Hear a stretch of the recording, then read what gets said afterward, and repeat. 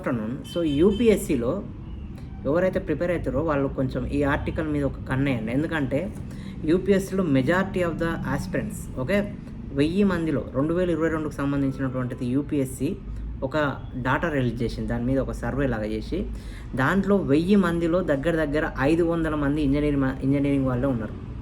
మీకు అర్థమవుతుందా? సో వాళ్ళు తీసుకున్నటువంటి ఆప్షనల్స్ ఏంది?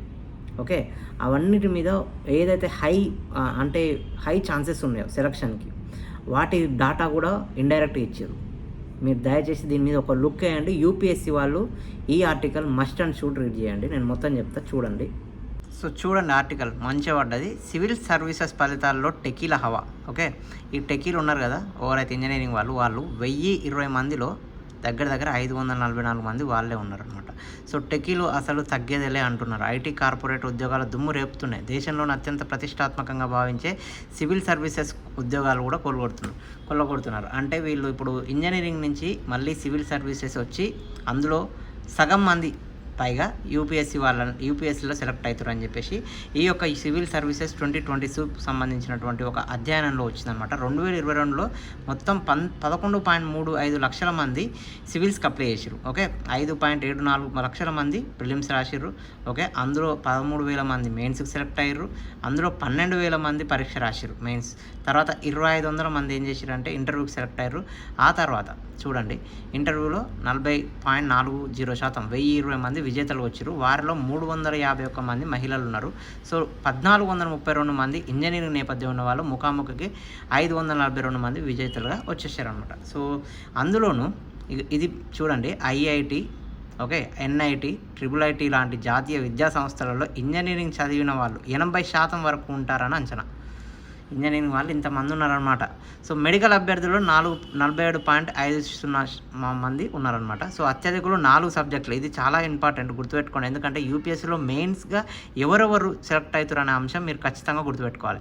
అత్యధికులు కేవలం 4 సబ్జెక్టులకే మొగ్గు చూపిరంట. మెయిన్స్లో ఆప్షనల్ సబ్జెక్ట్ ఉంటుంది కదా, దాంట్లో దగ్గర చూడండి 13,905 మంది మెయిన్స్ రాస్తే అత్యధికంగా 2,300 మంది రాజనీతి శాస్త్రం, తర్వాత సోషియాలజీ, తర్వాత ఆంథ్రోపాలజీ, తర్వాత జాగ్రఫీ.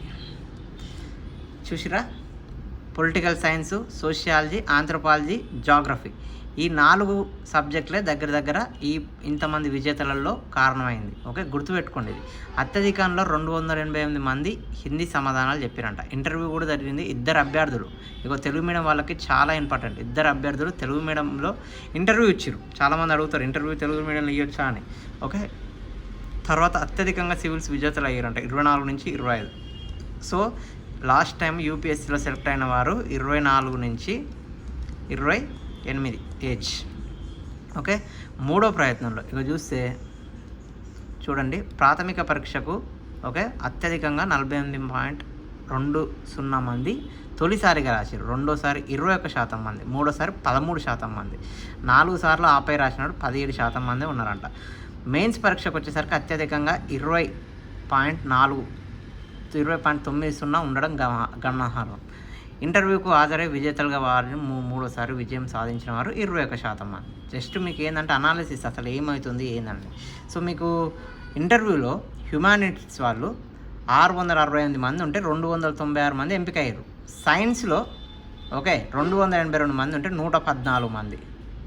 నెక్స్ట్ ఇంజనీరింగ్లో 1432. అసలు ఈ పోలిక చూడండి, 668 ఎక్కడ, 282 ఎక్కడ, 142 ఎక్కడ, 1432 ఎక్కడ. ఇందులో 500 మంది. చూసిరా, 35% ఆల్మోస్ట్. మెడికల్లో 143లో 68%. సో ఇట్లుందన్నమాట యూపీఎస్సీలో. సో సామాజిక వర్గాల వారిగా చూస్తే సివిల్స్కు దరఖాస్తు చేసి అసలు పరీక్షకు హాజరు కాని వాళ్ళలో అత్యధికంగా ఎస్టీ అభ్యర్థులు ఉన్నారంట. 52% మంది వీళ్ళు అప్లై చేస్తారు కానీ ఎగ్జామ్ రాస్తలేరు. యూజీతో ఇంటర్వ్యూకు ఎంపికైన వారిలో విజయం శాతం 39%. అదే పీజీ చేసిన వాళ్ళకైతే 43%. అభ్యర్థుల సంఖ్య పరంగా చూస్తే 765 మంది యూజీ, 225 మంది పీజీ ఉన్నారు. అంటే యూజీ వాళ్ళే మెజారిటీ ఉన్నారు. సామాజిక వర్గాల వారిగా చూస్తే ఆర్థికంగా వెనుకబడిన వర్గాలు ఈడబ్ల్యూఎస్ కేటగిరీలో విజయం సాధించే వారి శాతం అత్యధికంగా 8. 8.60% ఉందంట ఈడబ్ల్యూఎస్ వాళ్ళు. ఈడబ్ల్యూఎస్ వాళ్ళు సక్సెస్ రేట్ చూడండి 8.60 అంట, ఓబీసీ 8.40, ఎస్సీ ఎస్టీ 8.20, జనరల్ విభాగం 7.50. సో చూసిరు కదా మీ టాప్ సబ్జెక్ట్స్ ఎట్లున్నాయి, ఎవరెవరు ఎట్లున్నారు, హ్యుమానిటీస్లో ఇంటర్వ్యూలో ఎంతమంది సక్సెస్ అయ్యారు. ఇగో చూడండి, ఈ డాటా చాలా మీరు గుర్తుపెట్టుకోవాలి. ఎందుకంటే వన్ ఫైన్ డే మీకు ఖచ్చితంగా దీని గురించి మీకు యూపీఎస్సీలో ఎప్పుడో ఒకసారి ఉపయోగపడే డాటా ఇదంతా. ఓకే, ఇది సో మస్ట్ వాచ్.